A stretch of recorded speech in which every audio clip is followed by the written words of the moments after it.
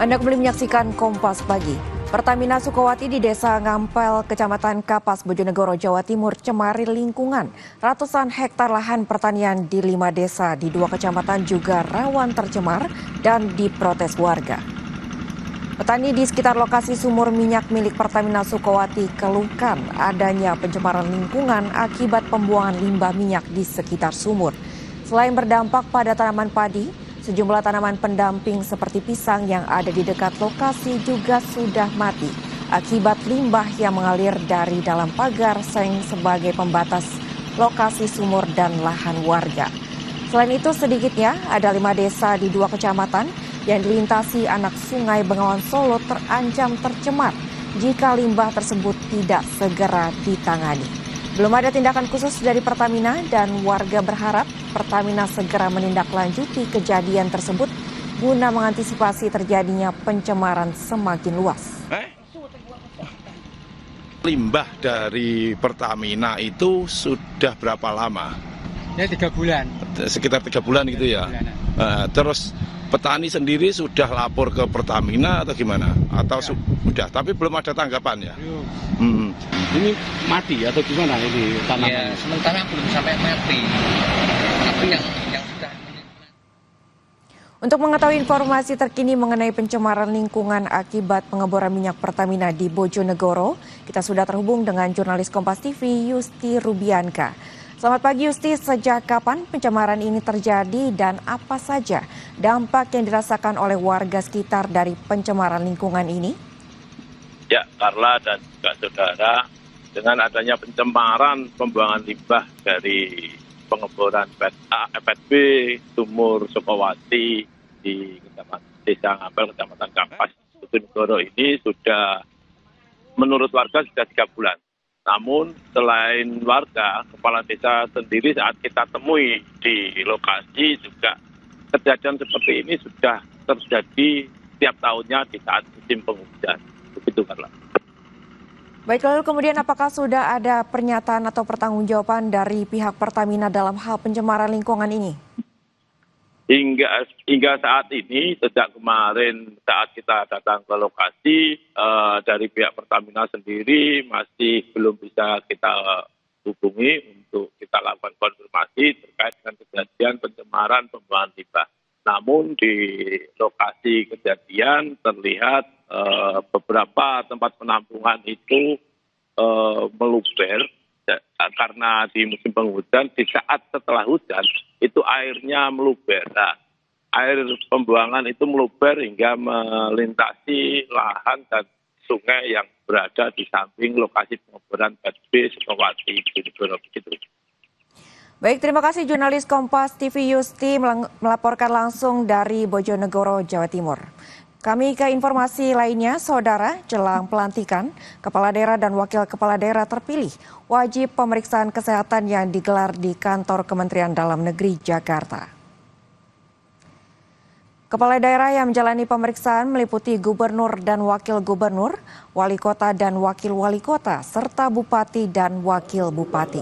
Pemeriksaan kesehatan kepala daerah terpilih dibagi dalam 3 sesi dan dijadwalkan dimulai pukul 8 pagi. Para kepala daerah terpilih akan melakukan registrasi sesuai jadwal yang telah ditentukan.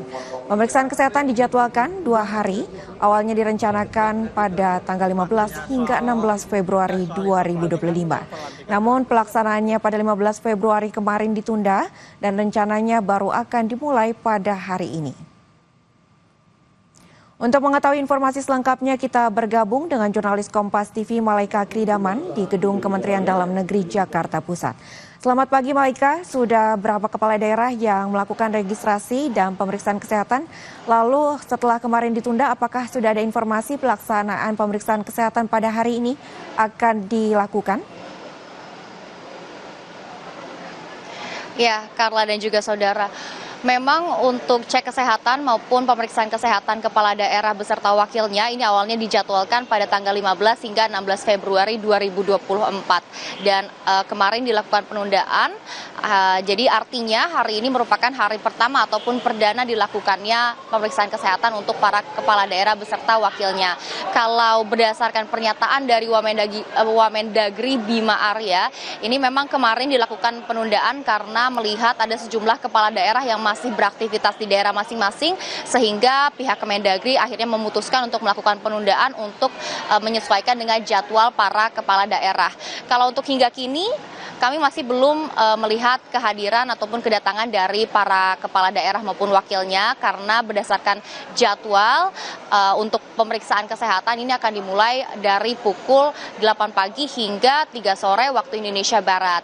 Dan untuk hari ini terjadwal ada sekitar 239 kepala daerah beserta wakilnya yang akan melakukan cek kesehatan. Ada 3 daerah yang juga sudah terkonfirmasi, maksud saya 3 kepala daerah yang sudah terkonfirmasi akan melakukan cek kesehatan pada hari ini, termasuk ada nama gubernur dan wakil gubernur terpilih Sumatera Utara, Bobi Nasution dan Surya, lalu juga ada gubernur dan wakil gubernur terpilih Jakarta, Pramono Anung dan Rano Karno, serta juga ada nama gubernur dan wakil gubernur terpilih Jawa Tengah, Ahmad Lutfi Tajiasin.